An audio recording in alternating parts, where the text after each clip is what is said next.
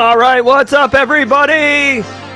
Today is Friday. Thank goodness. Friday vibes all day long. Today is Friday, November 7th, 2025.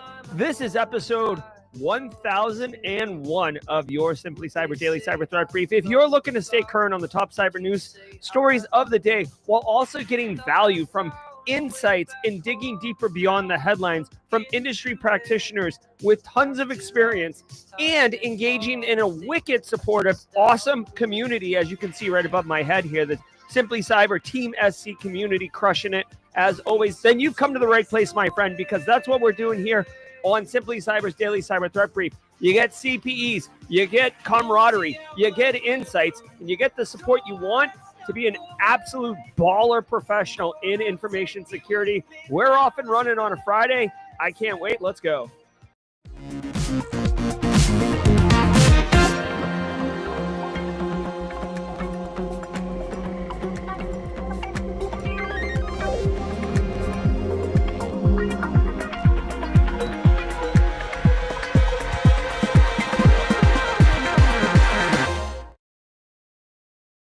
All right, good morning, everybody. As always, I want you to know we're going to go through 8 stories in the Simply Cyber Daily Cyber Threat Brief today, and I haven't researched or prepped for any of those stories.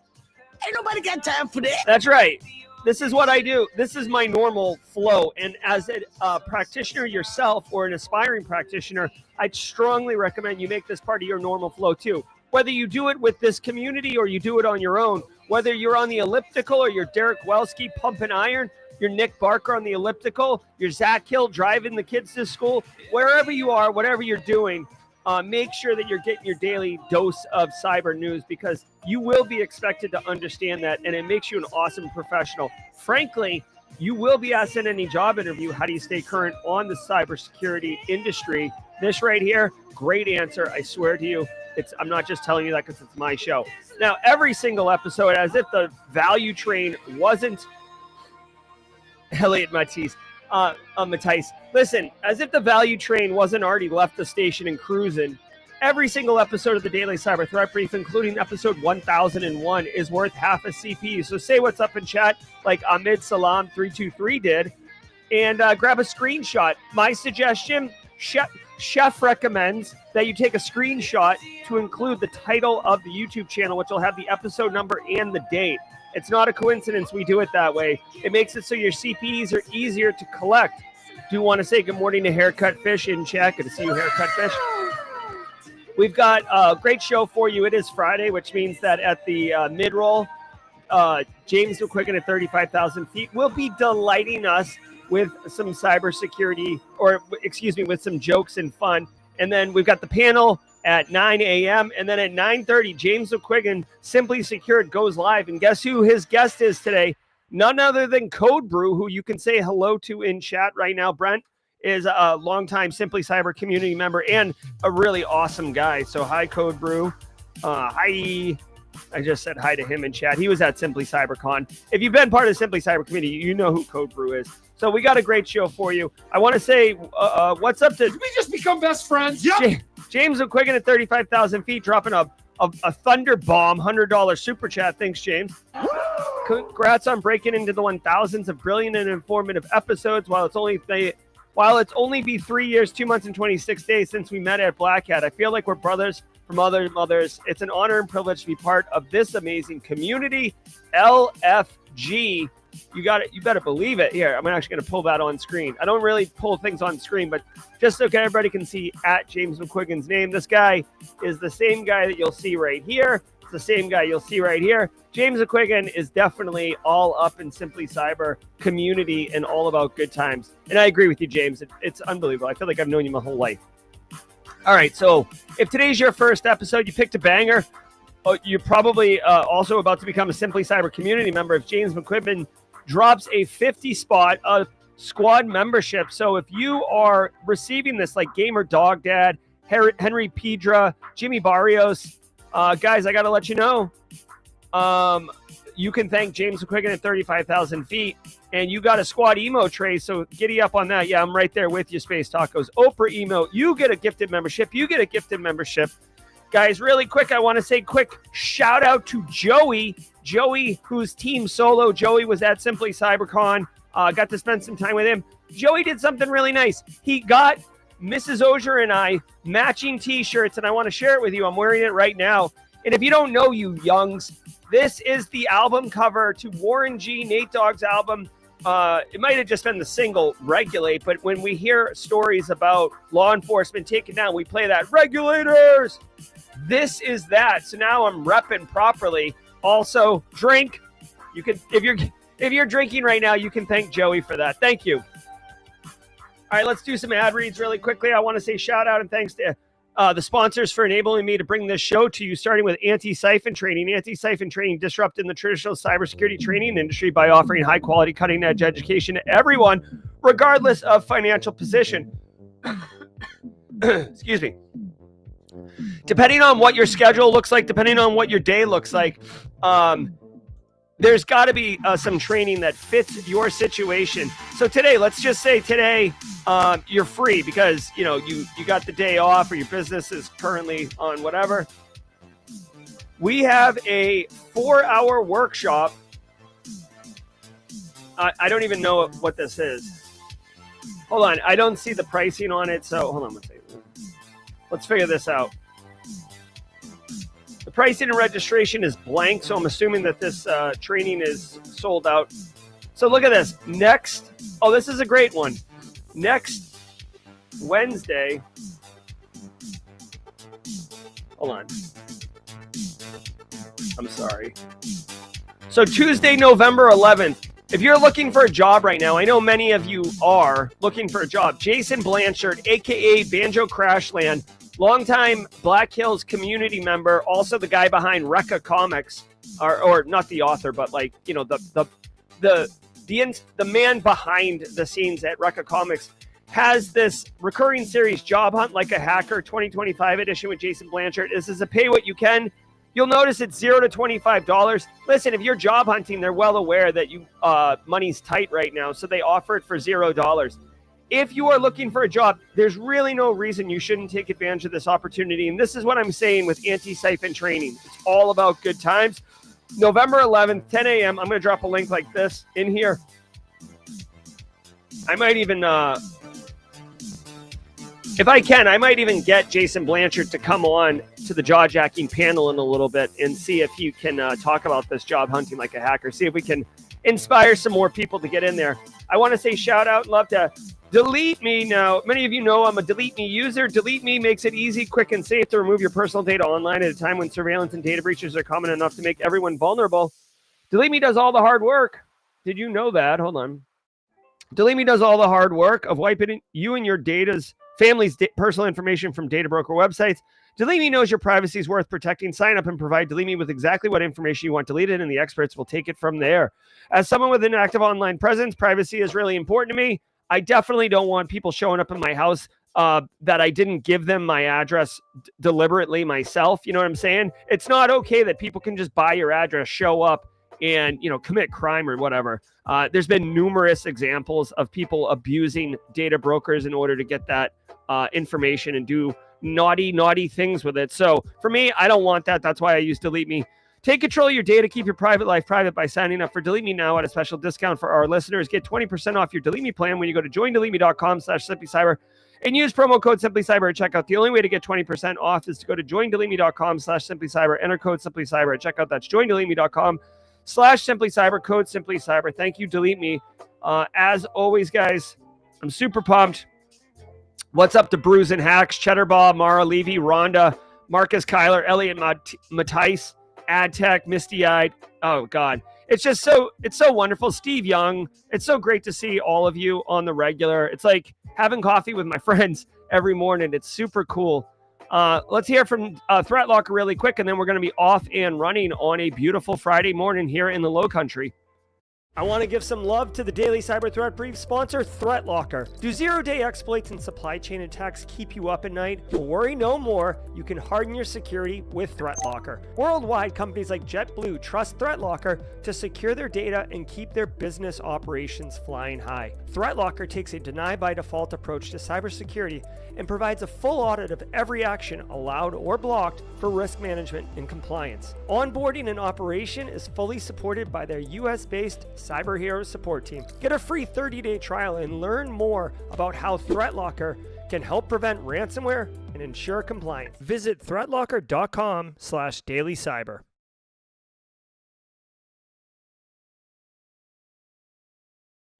All right, real quick, I did notice if you want even more value, today is the first Friday of the month, which means we will be doing a live Ask Me Anything in Discord. So Simply Cyber Discord server. If you go to simplycyber.io/Discord, you can be redirected to that, and you can you could show up and ask questions. It will not be streamed. It's not recorded. It's a little bit more intimate. We do it the first Friday of every month on the Simply Cyber Discord server. So go check that out at 1 p.m. Eastern time today if you're interested. All right, guys, do me a favor. You know what to do. Say it with me.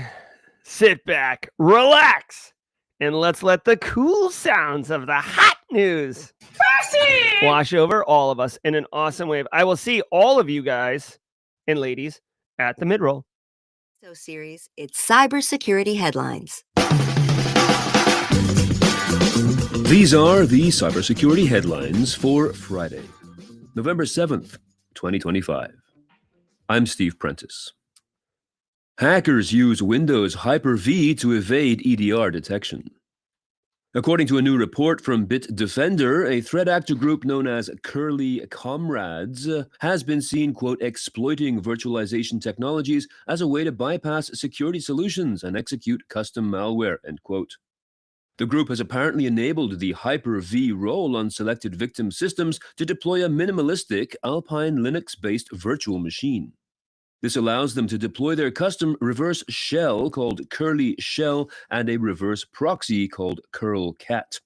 The activity and victims appear to be centered in the country of Georgia in the South Caucasus. Critical Cisco UCCX. I still have yet to get my Stream Deck fixed, but this is pretty cool. This shouldn't smack you in the face as like, oh my God, unbelievable. Although I will say, like, this attack is not super complex, but this infographic is something special. I will allow it. And if it's your first time here, drop a hashtag first timer. If you're a regular, drop a saxophone. Oh my gosh. Oh yeah. All right. I digress. Okay, like, this isn't super gnarly. Listen, hypervisors are virtualization technologies. Like, this, VMs have been around. VM was like the original cloud, okay? Like, to take it way back. And like, basically you can virtualize a bunch of servers and have just one big beefy piece of technology, and then the servers sit on top of it. I've relayed this to like, you know what it is kind of like. Again, I love analogies, right? This is hypervisor technology, virtualization technology. It's kind of, think of like a neighborhood with like 8 houses, right? That's traditional data center. Every house is a server. Hypervisors and virtualization technology is basically like an apartment building, right? So you have one building and then you have homes inside the building, right? And that way you can have centralized resources. You can have one security team. You can have one, electric bill or one sewer bill or whatever, right? It allows you to put a bunch of beefy resources, and it makes management easier because it's virtualized servers. You can tear them down, build them up.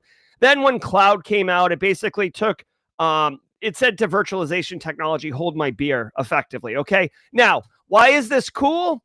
It's saying evade EDR detection. Well, bro, if you have, going back to that apartment building example, right?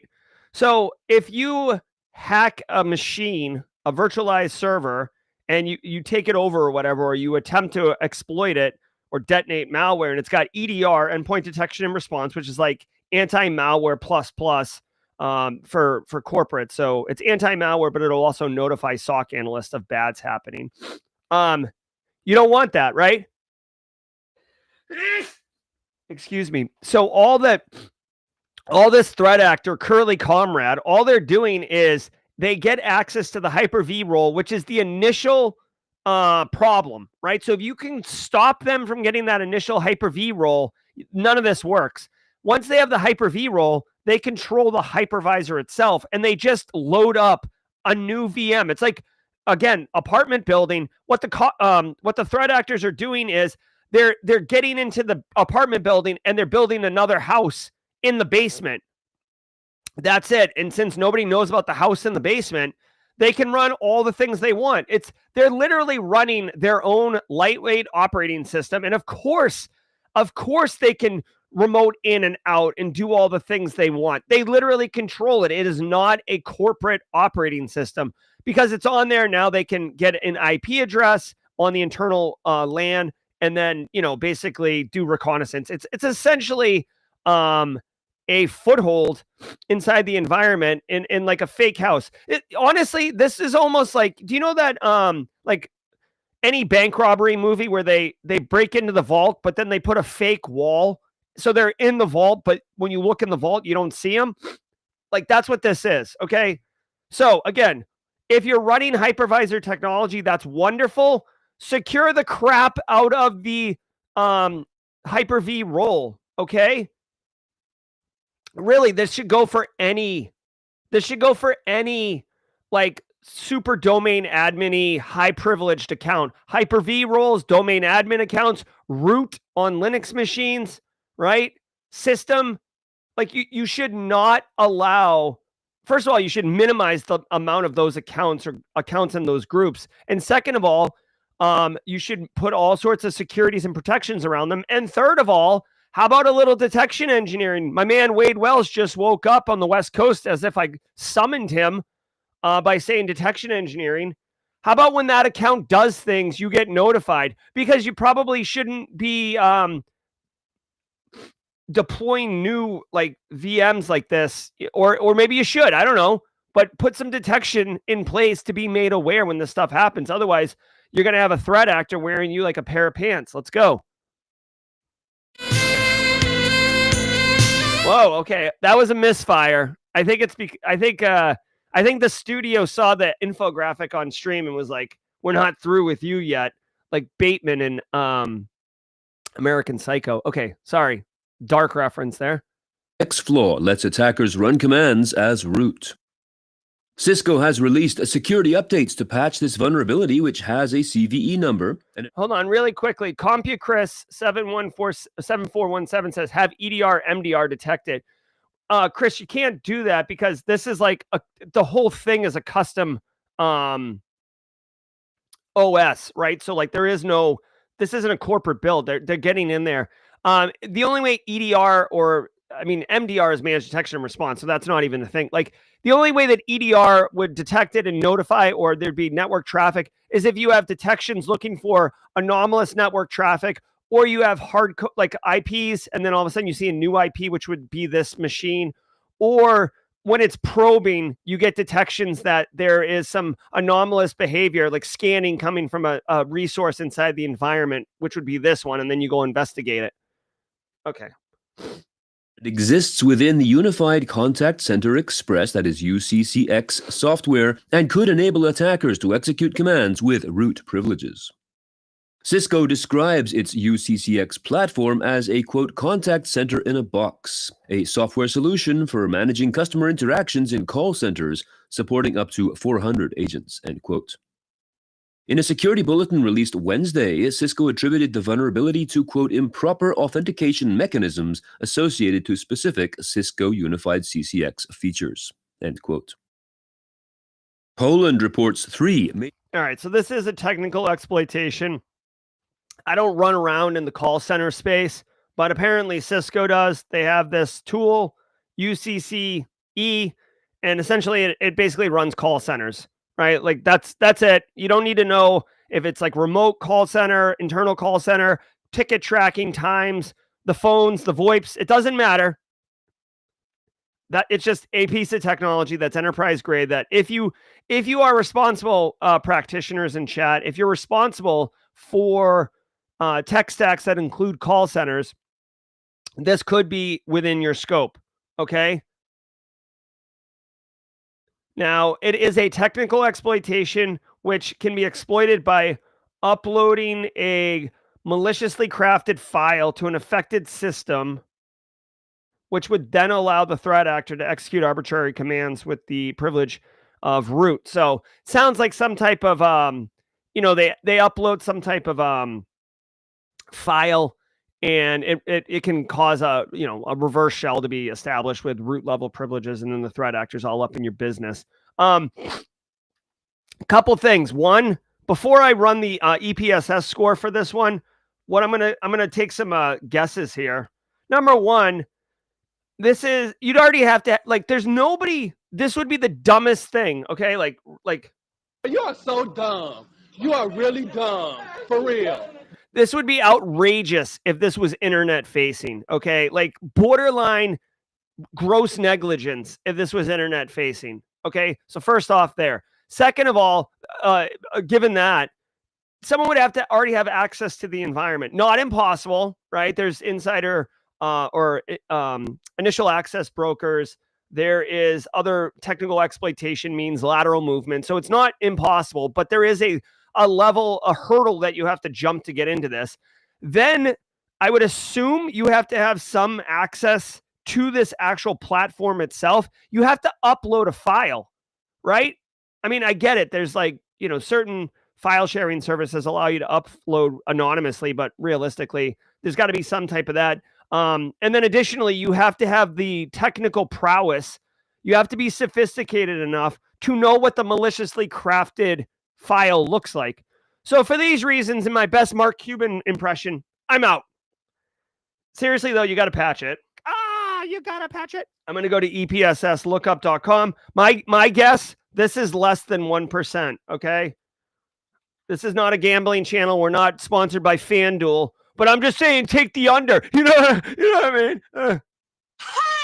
The under on 1%, okay?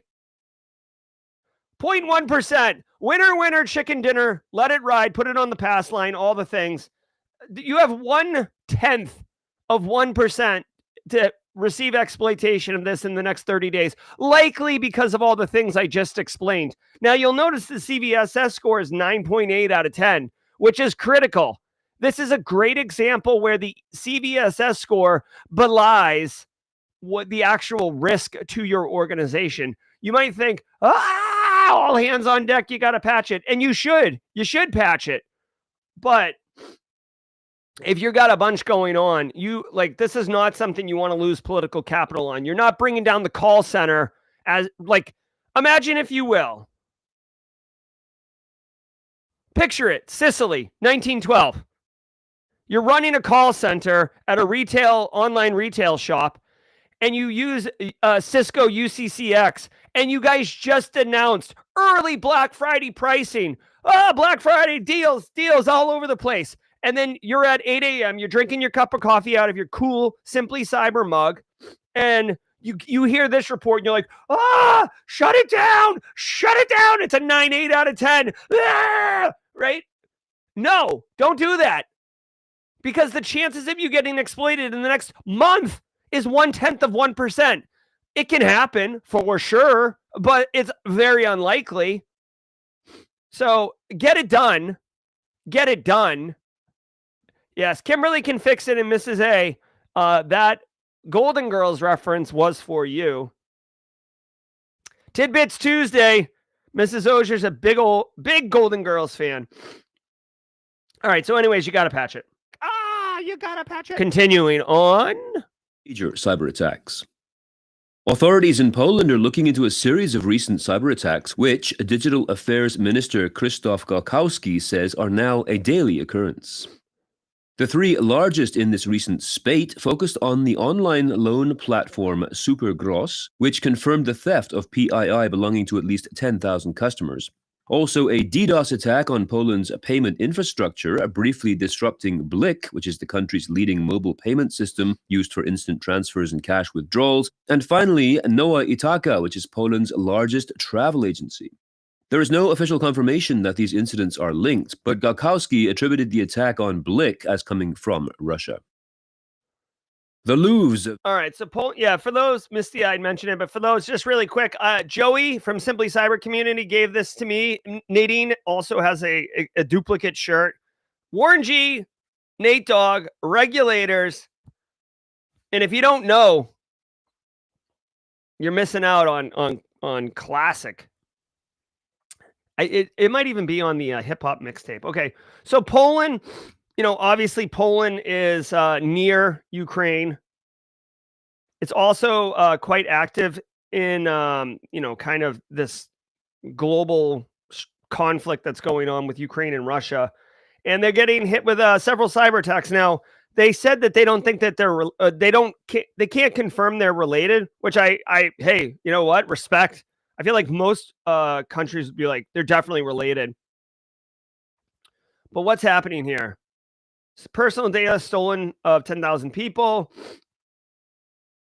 Lots of personal information, okay. DDoS, denial of service attack on Poland's payment infrastructure. So, okay, so basically this is like a terror attack on the citizens.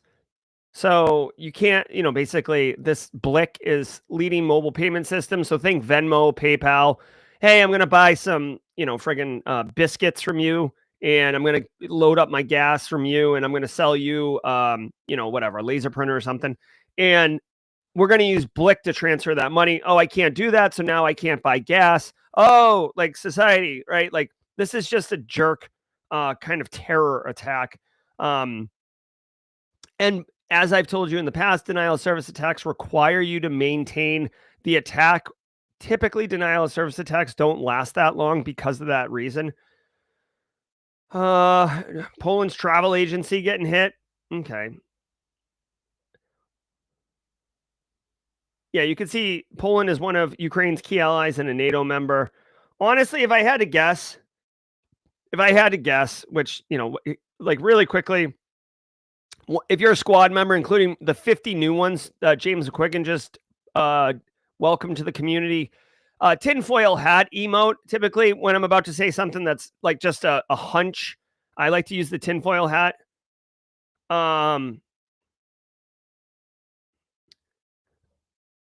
This sounds like one of those ones where, there's like a faction of, a competent cyber hackers, right? Like cybersecurity, black hat people.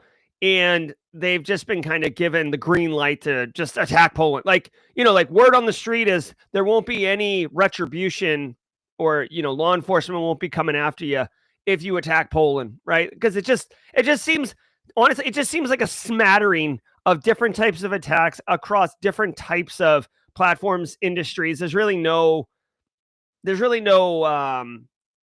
through line to it. So my original thought was it's more one group doing a bunch of things, but now that I've kind of digested the story, to me, it seems more like, do you guys remember early on, like 2022, Russia first starts invading Ukraine? Zelensky asks for support from NATO, and there's a lot of like posturing and whatever. And then finally, I think Zelensky asked for the Ukrainian IT army, hashtag IT army. I don't know if you guys remember that, but basically it was like conscripting anyone and everyone that wanted to support Ukraine, from a cyber perspective, in any country, like giving targets, giving IP addresses in like Telegram channels, just so anyone could do anything. Like it kind of feels like that. Let's go. Video security password was reportedly Louvre. This is gross. Analysis of one of the most brazen museum robberies in history, the theft of the French crown jewels from the Galerie d'Apollon at the Louvre Museum in Paris, shows that the museum has endured lax security measures that go back many years. The password for the video surveillance system, for example, was Louvre, Louvre, and this was according to a security audit performed in 2014. Key parts of its security software were more than 2 decades old, and many are unsupported now by its developer. These specific examples may not have been directly involved in last month's jewel heist, but represent significant delays and omissions in updating and expanding the museum's security across video, locations, and, of course, technology. The director of the Louvre, Laurence Descartes, had struggled for years to obtain necessary upgrades. She tendered her resignation following the theft, but France's culture minister Rachida Dati refused it. Oh, I'm sorry. So when you quit, you're not allowed to? Again, Patrick Bateman, American Psycho. We're not through yet. What? Okay, so really quickly, these stories piss me off. Like, it's the password is the name of the building. Okay? Video security. I don't know, in a museum with priceless arts that has been known for hundreds of years, I believe, had one of the most famous robberies ever with the Mona Lisa. You have this multi-million-dollar video security system, and the password is Louvre. Let's just take a quick look here at this password cracking sheet. Let's see. 6 digits. Upper and lowercase letters. It gets cracked instantly. So even if you thought you were clever, you're not. Instant crack. And even if you put Louvre exclamation point because you think you're so clever, it would have took 24 minutes with a cracker to crack it. Dude, this person shouldn't have tendered their resignation. They should have been fired. Or their boss who wasn't giving them budget. What are we doing here? Hold on. Is the Louvre for profit or is this some type of government thing? Louvre revenue. This is, what do we do?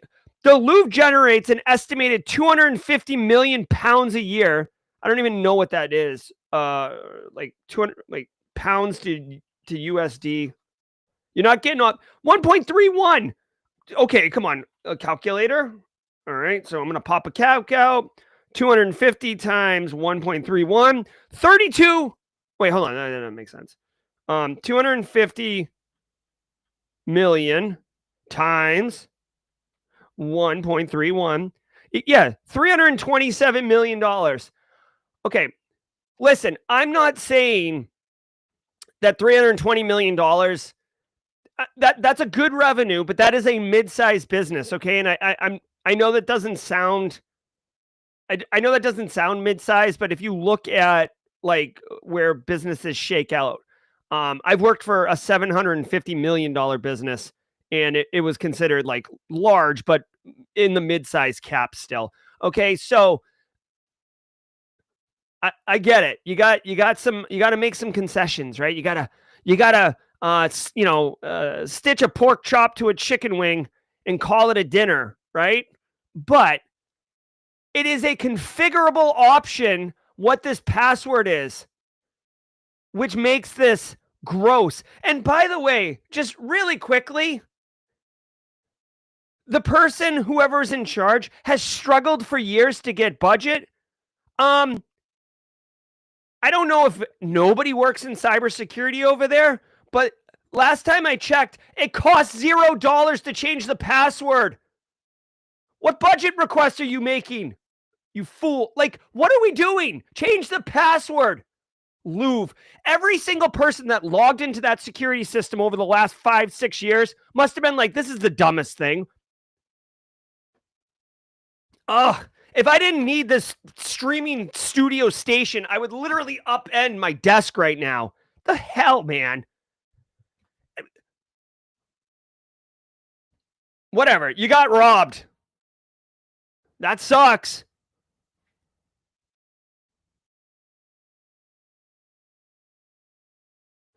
honestly, hold on. They say, I'm just curious here, really quickly. PASWORD. Listen to this. This is, you want to hear a fact? You want to see what someone with academic rigor thinks of? Look at this.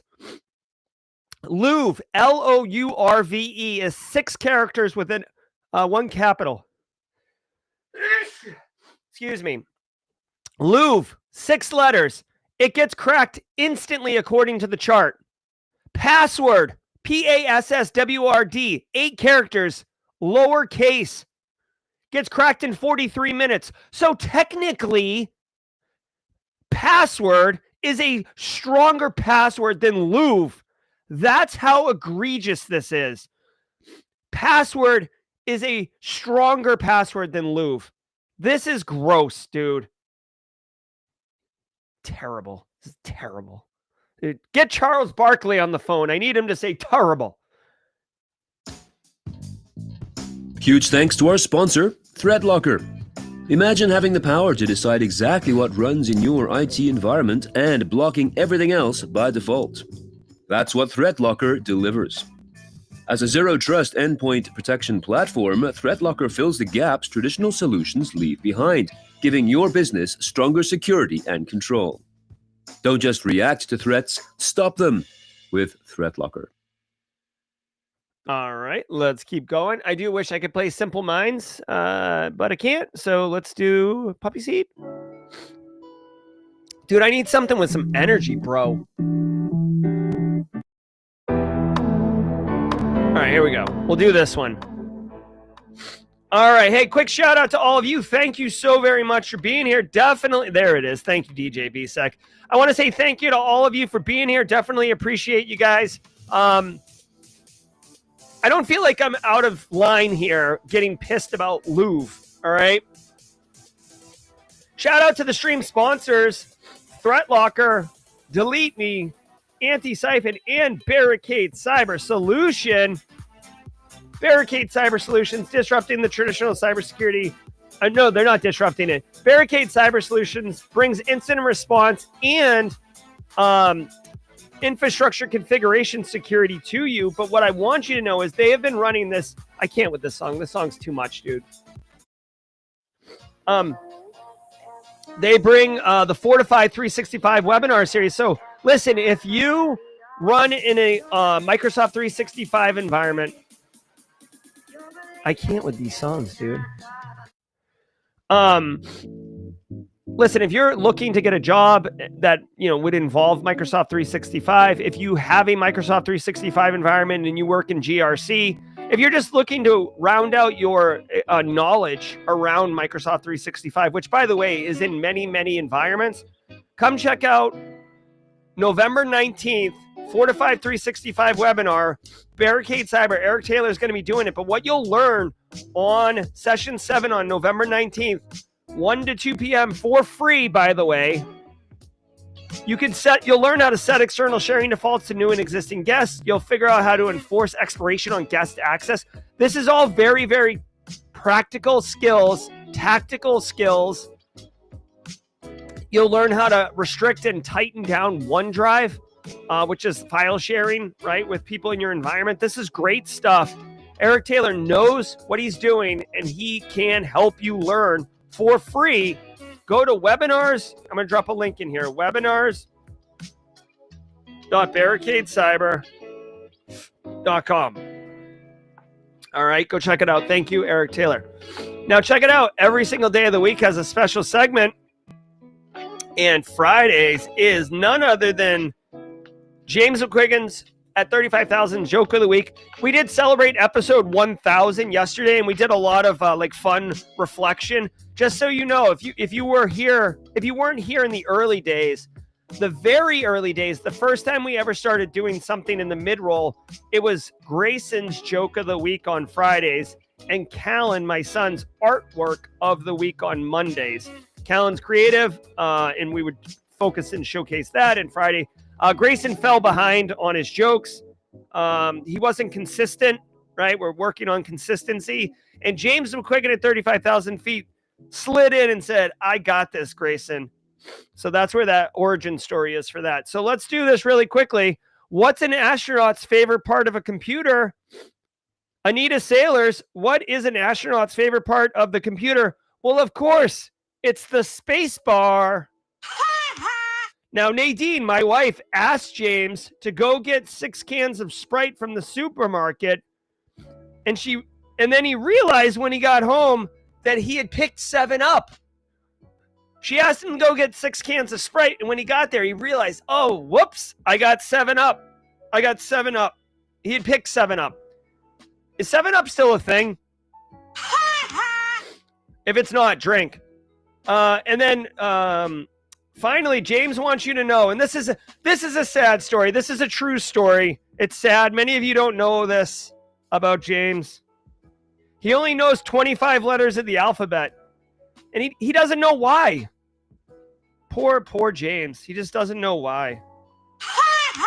All right. I love it. I love it. I love it. I love it. And we actually have James McQuiggan has cataloged his dad jokes. So maybe we can put a Simply Cyber James McQuiggan at 35,000 feet joke book together. Those seem to be quite popular. All right, guys. Thank you so very much. We are at 8:40. I'm going to go ahead and continue on. James, thanks for the jokes of the week. I hope you guys enjoyed them. The most common passwords for 2025? You already know them. A new report from a research company Comparitech shows that among the top 100 most used passwords of 2025, 8 out of the top 10 are variations of 1, 2, 3, 4, 5, 6, with the other 2 being password and admin. In fact, variations of these 3 together pretty much occupy the entire 100, with gin, G-I-N, just like the alcohol, a row of 10 asterisks, root, R-O-O-T, India 1, 2, 3, and Minecraft. Comparitech's consumer privacy advocate Paul Bischoff said in an email interview with The Register that companies that do not enforce good password technique represent the most pressing problem. This story, I knew it was going to happen. It happens every year. It happens every year. But when faced with the reality of the story, I want to throw myself down the flight of stairs. We in the industry, we work so hard. You know this. If you work in cybersecurity, you know how hard it was to get in. You know how hard it is to maintain. You know what is asked of us. We do all the things. And then we deal with this nonsense. This isn't a list of worst passwords. No. This isn't a list of stupidest, worst, unbelievable, don't use passwords. This isn't a list of banned passwords. Nope. This is the most common passwords in 2025. I'm sure Louvre is on there somewhere. There's 2 things that you can do here. Number one,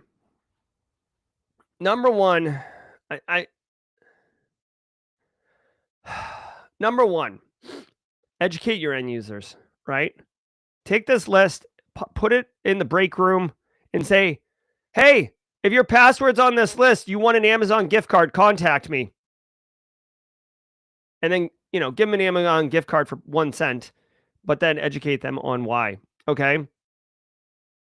Number 2, when installing technology, router, switch, server, Ring doorbell, Xbox, digital assistant, Crestron, conference room technology, change the default password. Yeah, BSEC is saying it's common because there's a lot of IoT devices that do that. Yeah. Change the default password. Vendors, manufacturers, I wish that the US government would declare that you're not allowed to sell a technology unless you require the initial password to be changed before the technology works in production. I wish. Because you can Google or ask ChatGPT. I guess that's much more modern 2025. You can ask these. You can find the default password lists all over the place. Threat actors know it. I know it. You can script it. You can scan an environment. You can look. Dude, the entire Mirai botnet was built on infecting default passwords on technologies. And it was one of the largest botnets ever. So large, in fact, that the United States federal government thought that a foreign threat actor was amassing a weapon.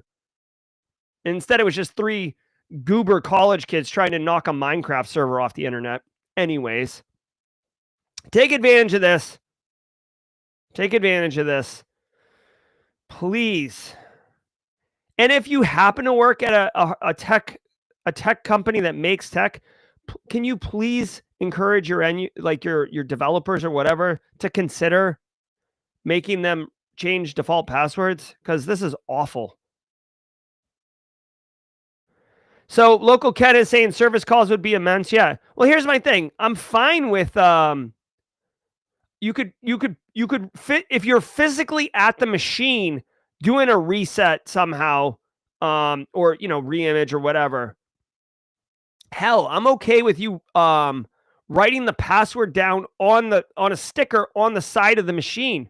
That's not great, right? That's bad practice, but it's better than having the default password. A threat actor coming in over the network isn't going to be able to see the sticker on the side of the server. And now you have physical security controls. Who's allowed in the data center? Who's allowed in the server closet? Who's allowed in the switch closet, right? But this is unacceptable, dude. This is gross. SonicWall attributes attack on customer portal to undisclosed nation state.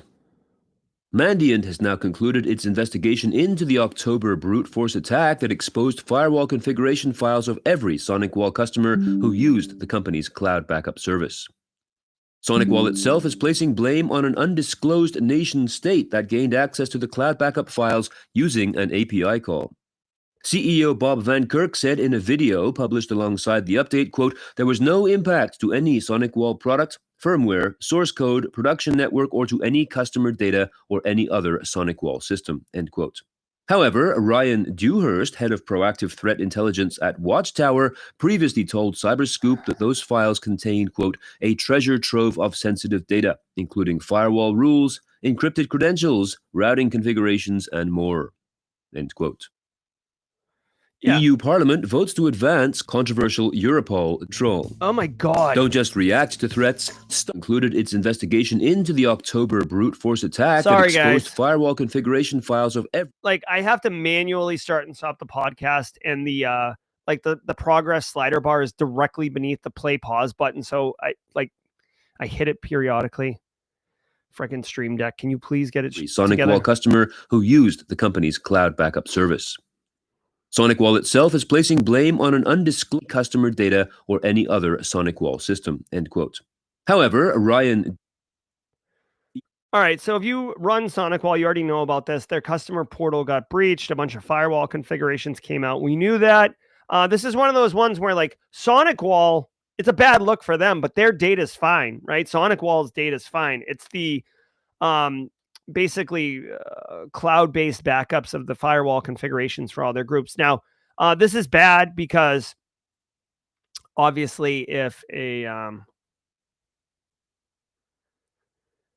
Akira ransomware got it, now they have kind of a list of firewall configurations for tons of companies, which are probably mid-size, small to mid-size, right? SonicWall, last time I checked, I have never seen an enterprise grade multi-billion-dollar company using SonicWall. I might be mistaken.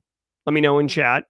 But I think of them as mid-size, MSPs deploy them for small businesses and stuff. They did have Mandiant get in here. They say it's state-sponsored attacker. Last time I checked, Akira was not state-sponsored. Akira is a for-profit cyber criminal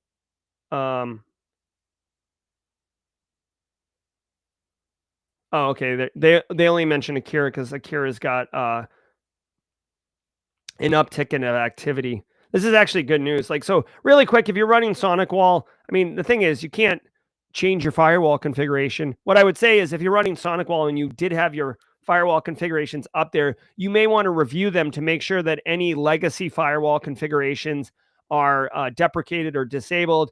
Also increase like detections, like if you're starting to see network traffic pick up. Also, honestly, guys, this is a great opportunity. I haven't mentioned this on the stream in a while, but this is a great opportunity to deploy honeypots in your environment. Honeypots are amazing, amazing high fidelity detection um, tools.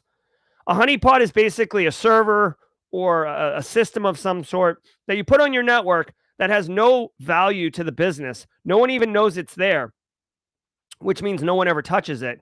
A threat actor doesn't know that it's not valuable, and a threat actor is going to scan the environment. A threat actor isn't going to be like doing like precision surgery. They're going to be enumerating your environment, and they're going to hit that honeypot. And the second that honeypot goes off, alarm bells should be ringing. You should have so much detection wrapped around that thing to figure out like what system just pinged that honeypot. All right, it's probably compromised. What kind of activity is going on that system that did that? It gives you a huge, huge detection. Also, obviously honey tokens are also great. If you're interested, Thinkst Canary is undeniably, you want to talk about doing one thing and doing it really well. Thinkst Canary is like where you want to be. In fact, they're not even a sponsor, but if they ever want to be, I'd be happy to work with them. I love Thinkst Canary. I told them I loved them and they sent me a shirt, some cool stickers. This is it right here. Canary.tools. Check it out. Honey tokens for all. I love. And if you love Canary, Thinkst Canary or Canary tokens, holler at me in chat. I haven't thought about them in a minute, but they are awesome. EU Parliament votes to advance controversial Europol data sharing proposal. On Tuesday, lawmakers in the European Union's Parliament voted to move ahead with a proposal that would allow Europol to expand data sharing and biometric data collection to fight human trafficking and migrant smuggling. This proposal will now be subject to a full plenary vote later this month. The proposal expands data sharing between national governments and Europol and allows for more substantial processing of biometric data. Okay. Sandworm hackers use data.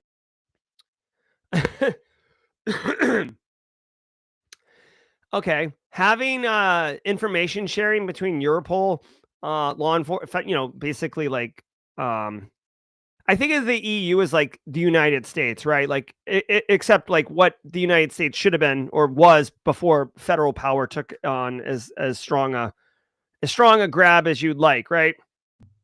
If you saw the Hamilton musical, which is phenomenal, that was kind of the moment that like it became less of the United States of America and like America. But anyways, the EU is kind of like that. And Europol is this like federal force, if you will. Okay, so data sharing between the individual countries and Europol. Guys, I love myself some Europol. I love Europol. I love Interpol. And quick shout out to Steve Young, who gave me an Interpol shirt, which I have to wash and get into that. Okay, the show is not political. That is true. Elliot Matthijs, keep me honest. Maybe I shouldn't have talked about Hamilton and whatever. But I was on board with this right up until they mentioned like sharing of biometric data. I thought we were sharing like telemetry and threat insights and stuff. No, we're sharing biometric data, which, obviously, yeah, as you can see, privacy and civil liberty advocates are kind of upset about this, which is funny because the European Union is all about GDPR. They will fine the living crap out of somebody for privacy infractions. They haven't done it in a while. I don't know if like they're getting the thumb put on the scale or something, but like for a minute there in like 2022, 2023, Ireland paid like, I don't know, like $1 billion. Spain was paying out all sorts of things. I mean, not the countries, Meta and Amazon. So Meta, if you don't know, Meta set up an office in Ireland for tax mitigation purposes. I'll put it that way. And obviously I'm like wink, wink, nod, nod when I say tax mitigation. Oh my God. I wish there was like a list of fine. Oh, here we go. Oh, this website looks awful. Oh, dude, a $3,000 fine. What are we doing there? Come on, give me the big ones. Here we go. This is what I'm talking about.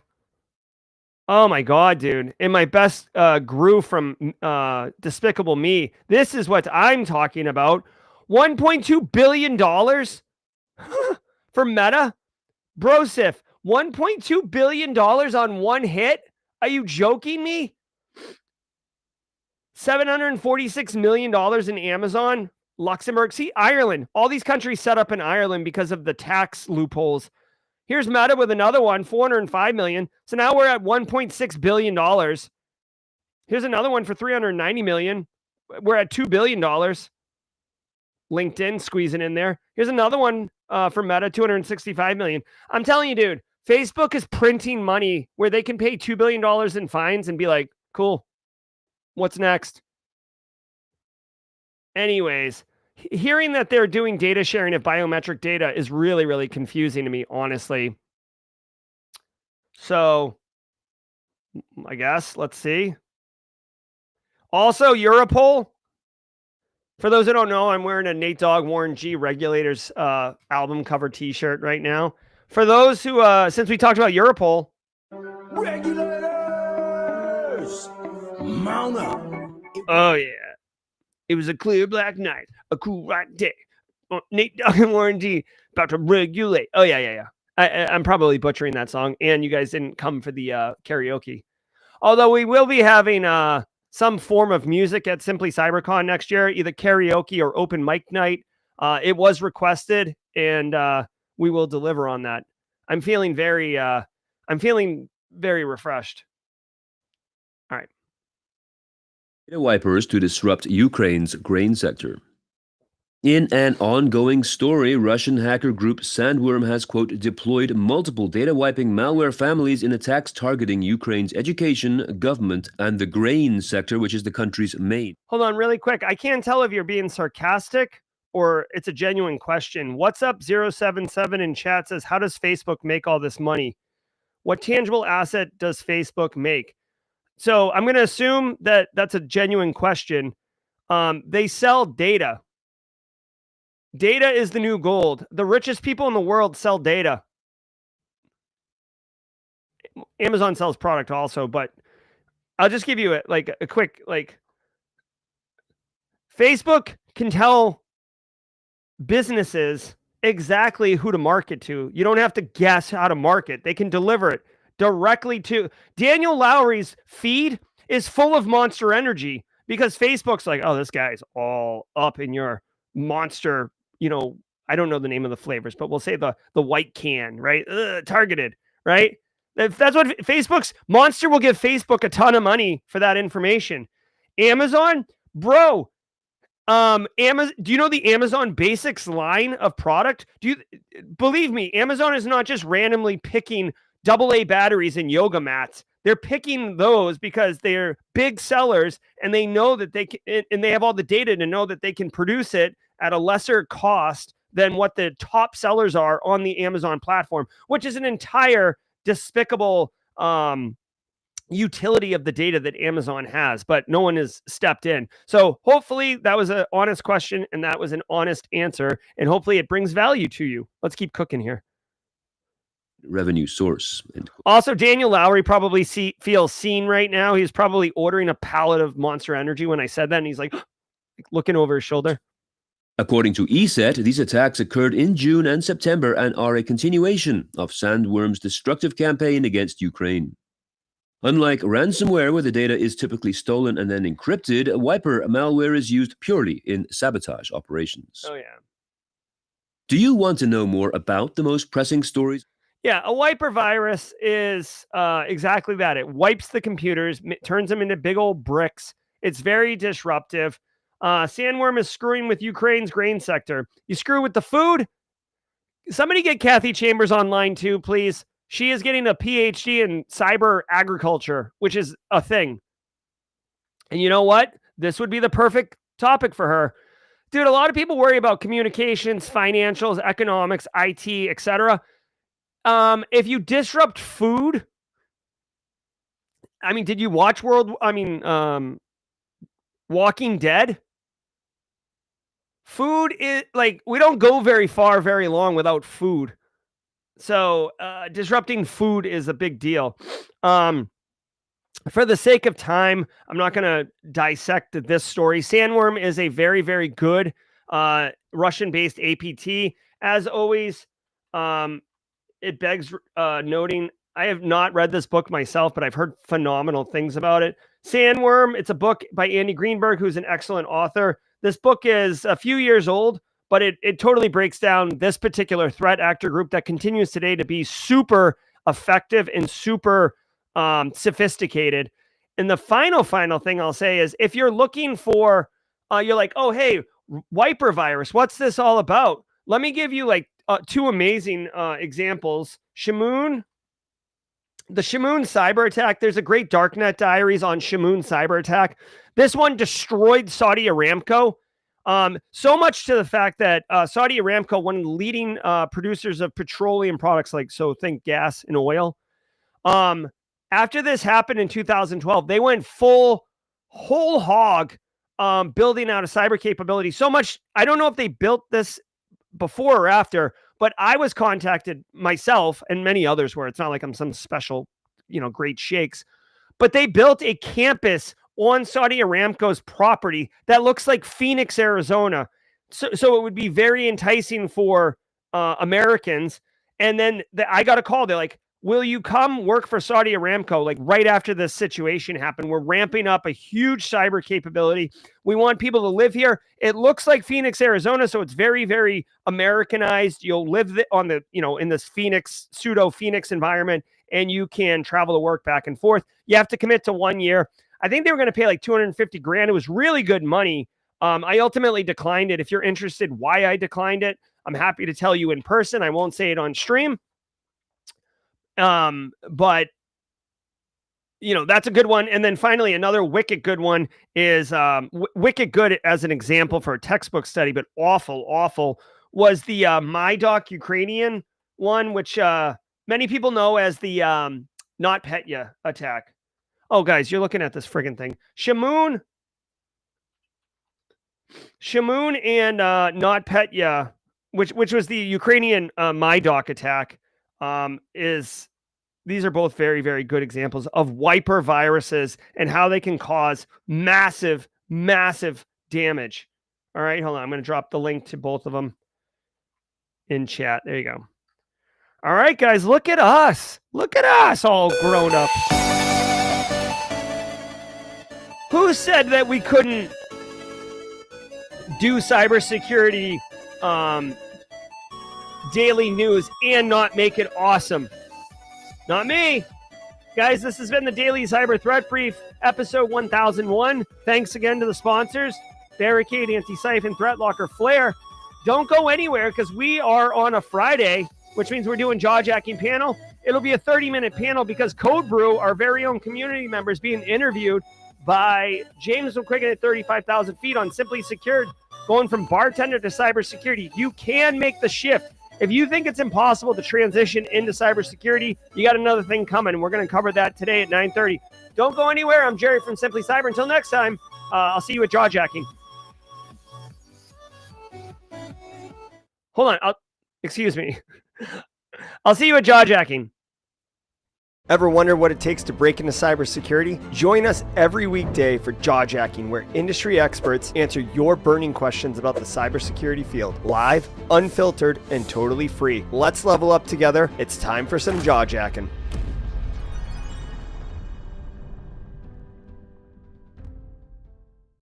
All right, what's up, everybody? This is, hold on. Oh, my God. Dr. Gerald Auger. Wait a minute. Oh no. I drank the smoking potion.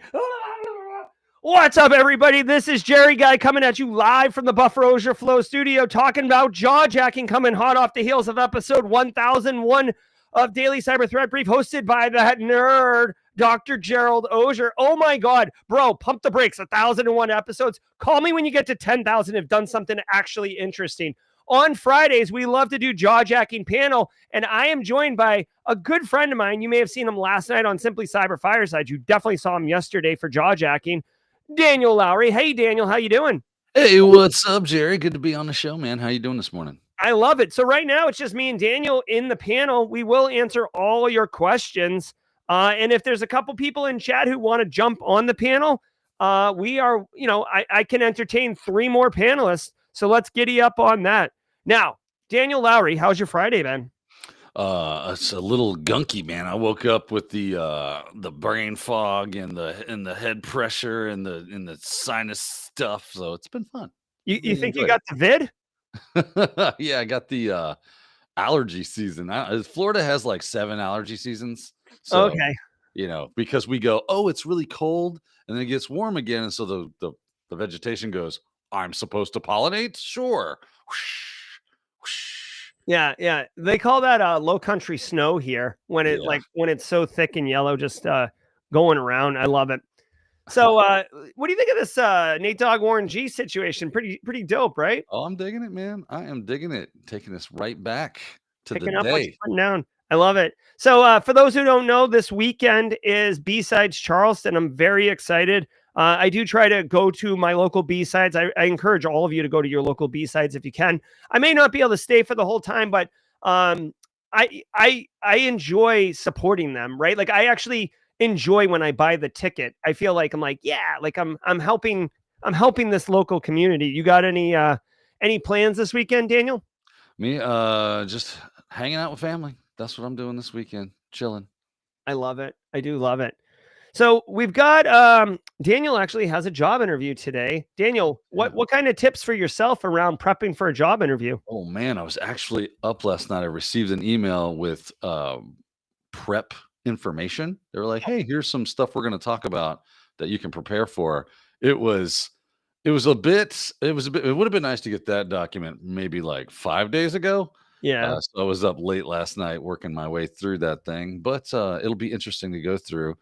Ultimately, at the end of the day, you can never be like fully prepared. I don't think you just have to like put yourself into the breach, and you know what you know, and what you don't know, you can say, "Hey, I'm not fully checked out on that," but, and then you move on, right? You just kind of keep pushing toward what you are strong at, and that's what I'll do, right? I'll say, "This is not something I've ever done before, but I've done something similar, or that wouldn't be a problem because."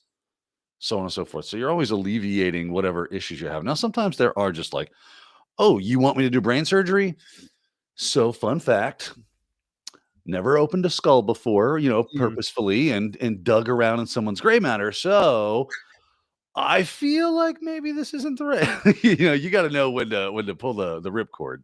Yeah. Well, and two, like I know, some people get, I guess desperate or really want a job, but like you want to be careful not to set yourself up for failure either, right? Like, I mean, you can reach and say, all right, I can learn this skill, I can do this job. But yeah, like you said, if it's brain surgery or like we need, like I've never like done pen testing professionally or anything. And if they're like, all right, we want you to lead like an 8-person red team engagement for a Fortune 5 financial services company.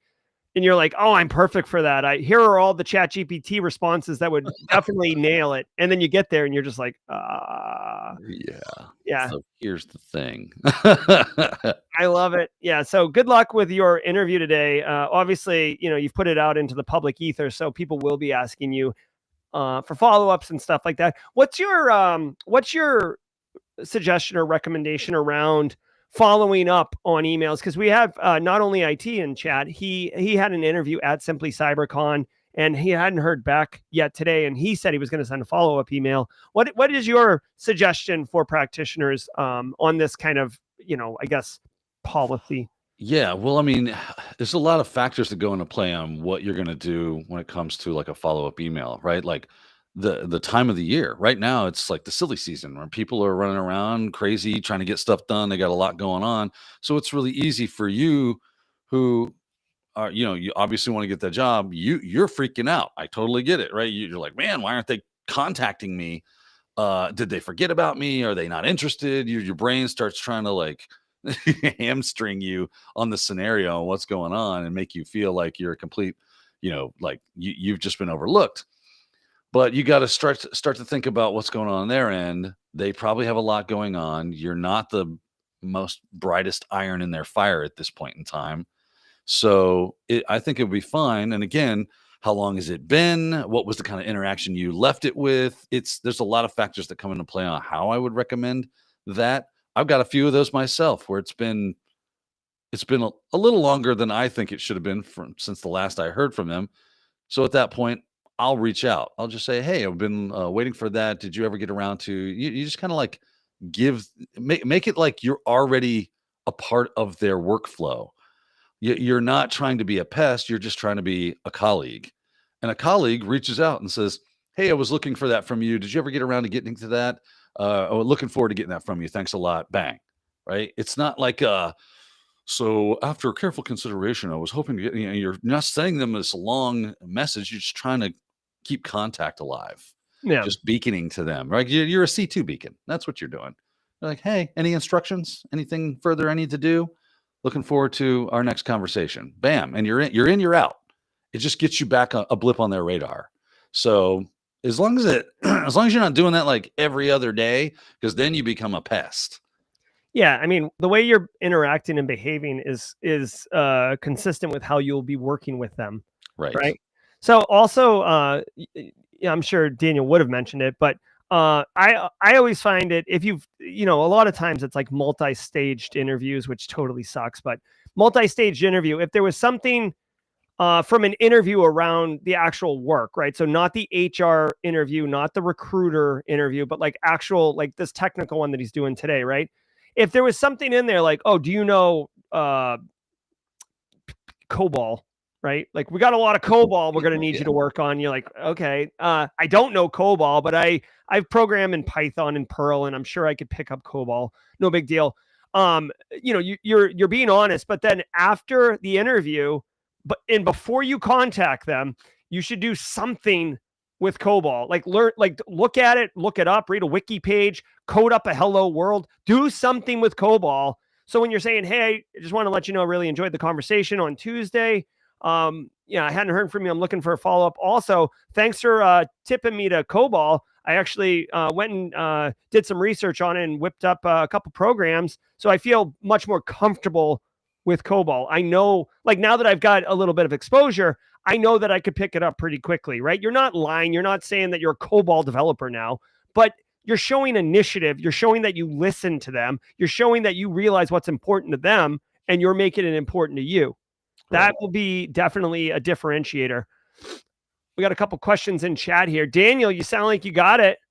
Is this a job you're confident about, or are you just good at keeping calm and cool? I'm just good at keeping calm and cool. On the inside, I'm like, there's some definitely something. I'm not going to talk too much about the job because it is like, I don't know that they would appreciate that. So no, please, say as little or as much as you want. Sure, this is not like Daniel on, getting grilled.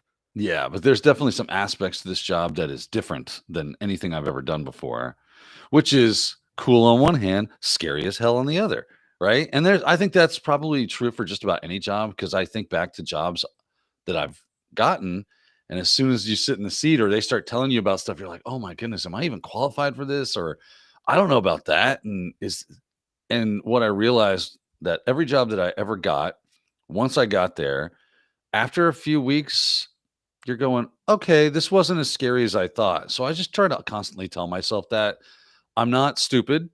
I have a fairly, decent mind for this kind of stuff. So I know that I'll just ramp up for the most part, unless they came up with a straight up left field, by the way, you're doing brain surgery. I'm like, no, I'm not. Yeah. And that kind of like brings up a really good point, is if something comes out of left field that you're completely uncomfortable with, you have to ask whether or not that's a necessity for the job role. And if it is, it's probably a conversation stopper. And you just got to say, I don't think this is the right opportunity for me. I don't think you want me doing that. That's not something that I'm comfortable with. And because I've said it many times, you are interviewing them just as much as they're interviewing you. And if there's any conversation stoppers, you got to be willing and able and ready to say, I don't think this is going to be a good fit for us, guys. And I want to walk away from you having a positive experience with me and going, hey, you know what? They knew their limitations on this, and we were a bridge too far. And we appreciate that you saw that and were able to admit to it. And that's cool. And that's a good thing, right? It sucks to lose out on a job opportunity, but what sucks worse? Getting into a job you can't do, looking like a fool, getting fired or having to quit, and then having to explain that resume gap? Come on, man, right? Yeah, that's not good.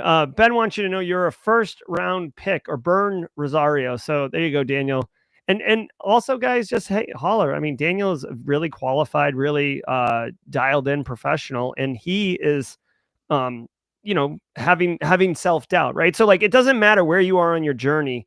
You basically, an interview is being judged. That's what it is, right? You're being judged. So it is something we don't do very often, or it's something that we typically have more control over. And with the job interview, you have way less control. Real quick, Elliot Mattice wants to know, are you an F1 fan? As in like F1 racing? I think so. I mean, it's cool. I like cars. I don't watch F1. I'm not really like a sports person.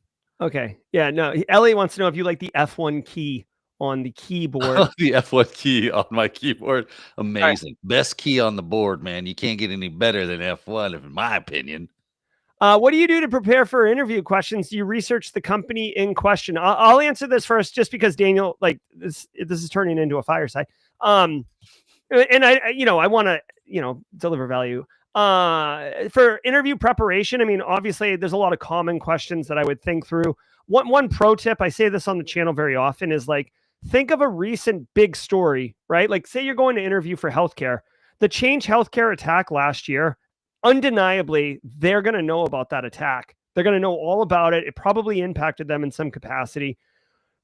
Learn about the attack. How did the attack happen? What was the downstream impact? How was it felt, right? And then if they ask you a question around like, what would you do if a user reported a phishing email? You can walk through like what you would do with a generic phishing email, but then you could say, even a technique like this could have stopped something like Change Healthcare, which started with that initial phishing email, which is not true, but you get what I'm saying. Like, learn something that's relevant and recent and current, and figure a way in the interview to fold it into the conversation organically. And it will implicitly show them that you stay current on industry and you know what you're talking about, and you can see how these things tie together. It's a huge differentiator, I'm telling you. Daniel, how do you prepare for interview questions?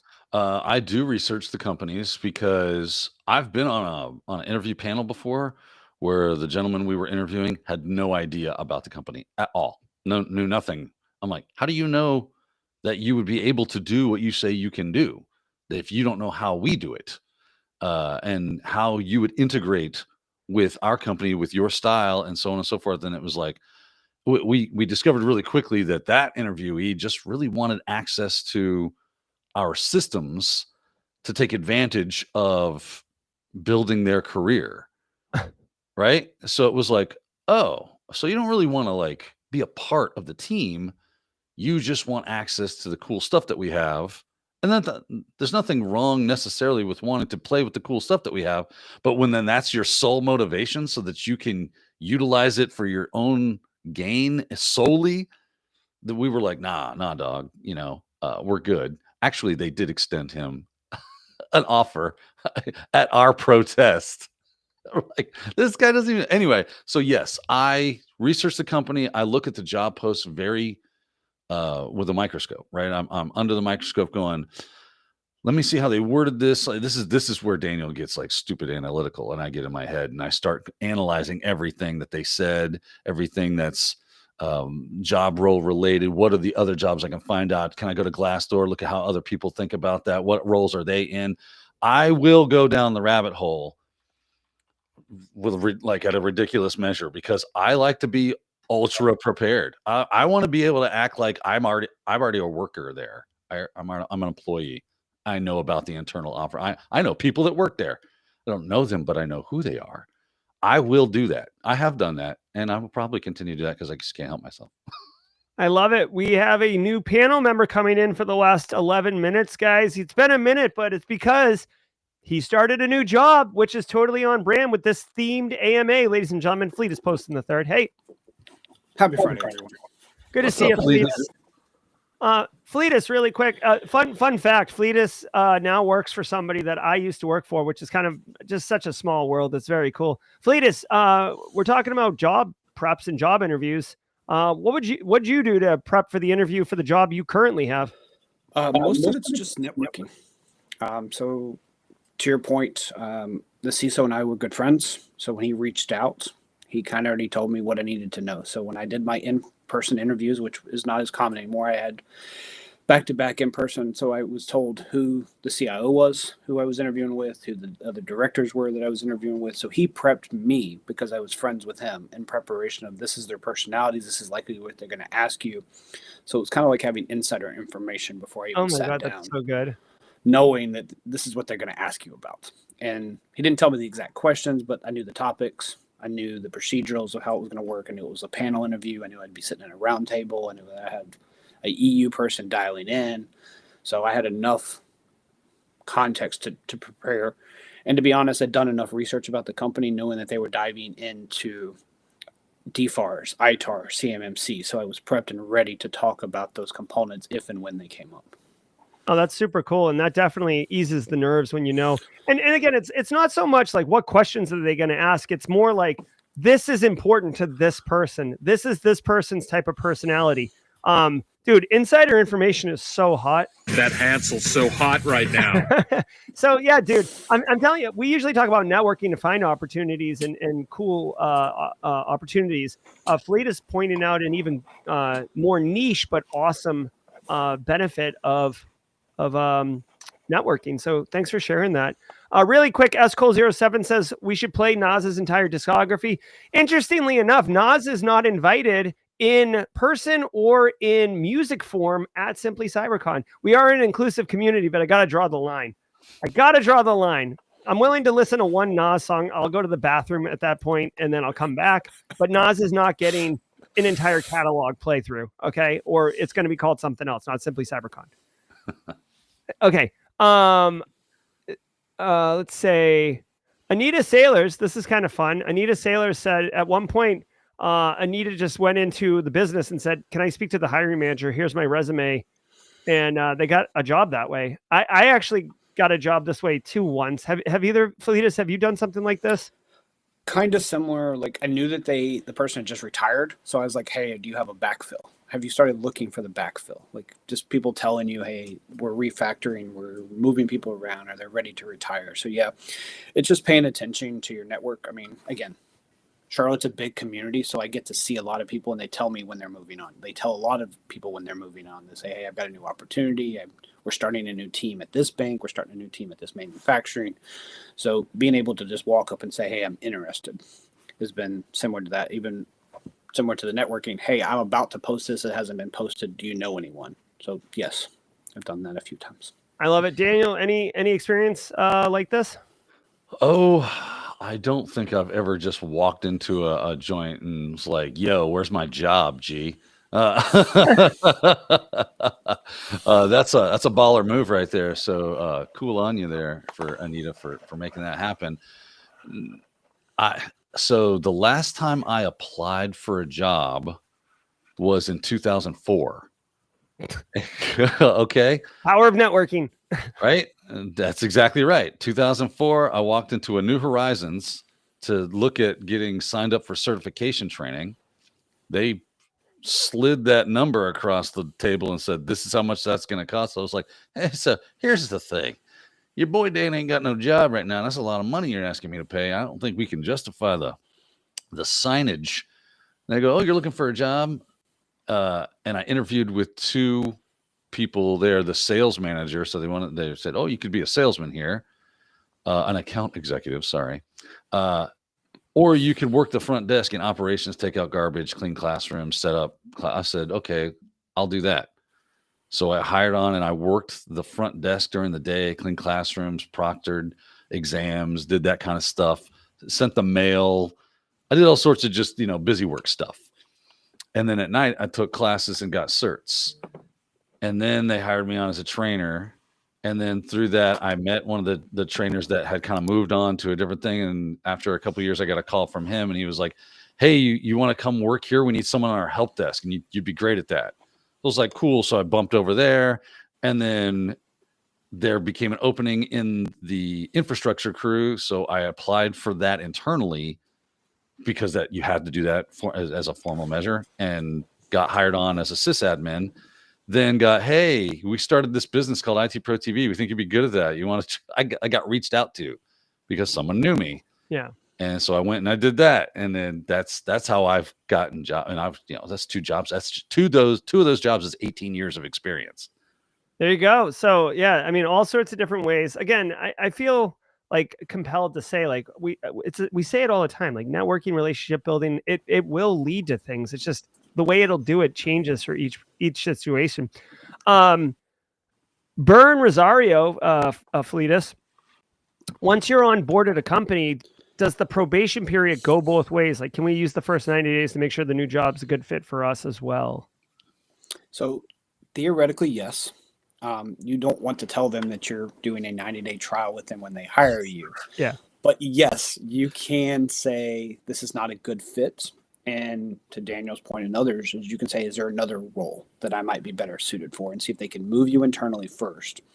That's usually after 6 months. So the 90 days is a little tough. But you could also say, thank you for the opportunity, and then you can part. But you try to part as gracefully as possible. You don't just ghost them and just walk out and not come back on Monday morning.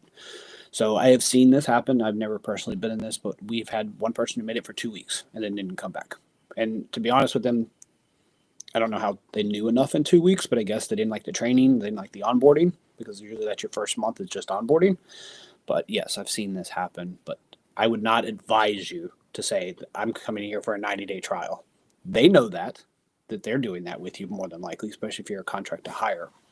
But most FTEs stick for more than 90 days. Yeah. Kimberly can fix it, sharing that she walked in and got a job at Ocean Resort, one of the best jobs she ever had. So it does happen. It does happen. So I love that. The first 90 days, I will tell you, situations depend, right? I mean, I personally took a job. I got laid off because Bearing Point basically imploded, the consulting firm that was KPMG Consulting. And I took a job in Boston, and I worked there for maybe a month or two. I can't even remember. And it was destroying me. It was destroying my relationship with Nadine. I had to get up early, take the train in. So I was like up at 4. If I missed the 4 o'clock train coming back, I had to take a 6 o'clock train. So I wouldn't get home till like 7:30. So I only had a few hours at home, and it was just miserable. And my wife said, or we were dating at the time, but living together in sin. And, she said, like, you got to quit this job. Like, I'd rather you be unemployed and we figure this out than you deal with like all of this going on here. So, you gotta be true to yourself. Right. I love it. To go to that point too. And I think we talked about this on another Jaw Jacking that I haven't been on, or one of another sessions on personal branding, is be upfront. If they say it's hybrid, make sure you understand what hybrid means to them. Is it 1 day or is it 4 days? Because hybrid can be 4 days and be 1 day remote. And be clear about that when you ask in the interview. And don't ask, do you plan to bring me back in? You ask, what is the culture going to be like? This hybrid seem to be the culture. Target your questions to learn what is the work life. And like another question, if you're backfilled, why is this position vacant? Let them tell you if it's because of burnout or they retired or whatever, versus just asking, is this a toxic culture? Also, just pro tip, I'd slap a sticker on the back of the car. Don't ask, do you drug test? That's usually a red flag. You don't want to do that. What do you guys position on criminal history? Yeah, so I will tell you the way to get around that is, what does the onboarding process look like? What are you going to need from me? And they're going to tell you, I'm going to need a background check. I'm going to need a drug test, et cetera. That's how you learn about that. What does the process look like to onboard me? That's how you get around that. I'm a little hesitant around criminal because I don't know what you're going to pull. Everyone pulls a different history. And depending on what you've done, it could be a traffic violation that was technically considered more than a misdemeanor. And you don't know that because you were 18 or 16 and 17. And if they go that far back, depending on your age, you could lose a job. aka I lost a job for that. One of my first ones, I had a prayer judgment in North Carolina for an excessive speeding ticket. I didn't know what a prayer judgment meant. I pled guilty. There was just no points. So when they ran my background check, they said you didn't disclose this. And I'm like, I didn't know I had to disclose a prior judgment in the state of North Carolina for pleading guilty for excessive speeding at the age of 18. So, Yeah. How fast are you going, if you don't mind? I'm curious. 76 and a 35. Oh, He wow. went for Okay. 71. Oh, that's rookie numbers. Yeah, that's rookie number. Yeah. Doubled the speed limit. He was not happy with doubling the speed limit. So. Yeah. I have a similar story of more than double the speed limit. And the cop blew by me, and I saw him like pull like a Dukes of Hazzard turn, and I just pulled over and just waited. And so I think that's what saved me. But when he came up, he was like visibly shaking. He was so angry. I was like, "Oh, I'm sorry. Please don't pull me out of my truck and beat me." We're going to have to go to Simply Secured in a minute, but just a quick one. Does Monster Energy show up on drug test asking for a friend? It does, and it's an instant hire. Yeah. Oh, yeah, exactly. And Daniel Lowry, official spokesman for Monster Energy Drink, would like to remind you of that. It's an instant hire. All right, guys, real quick, we're about to go to Simply Secured. Fleetus, anything people should know about? Get involved. Find your local events. Ever since I took the new gig, I've been networking again here in the local Charlotte area. So I had a good session yesterday with some folks. So it was nice to sit down and then recognize your personal brand. I know Daniel's going to talk about that. It was a good session yesterday. I was able to join the last 30 minutes of it. But again, realize that everyone has something to share. It's just finding the platform to share it. And this is a platform. Your local B-Sides is a great platform. Volunteer or put a talk in. I love it. Daniel, quick, what do you got? Yeah, we got Cybercast IRL today, bro. So it's going to be awesome. Fire stuff. We're going to have a little tech neck action going on probably at the end of the show. So stay tuned for that. All right, so 10 a.m. on Daniel Lowry's YouTube channel, Cybercast IRL. It's like an extension of this. Good times. This is Simply Secure with James McQuiggan at 35,000 feet, interviewing our own community member, Code Brew, bartender to cyber. It can be done, and both of these are great people, so I invite you to enjoy this interview. On behalf of Fleetus and Daniel, I want to say thank you all for being here. I hope you got value from it. If I don't see you, have a wonderful weekend. We have the 1 o'clock AMA live from Discord today. So I'll be there if you want to attend. I'm Jerry from Simply Cyber. Thank you. And until next time, stay secure.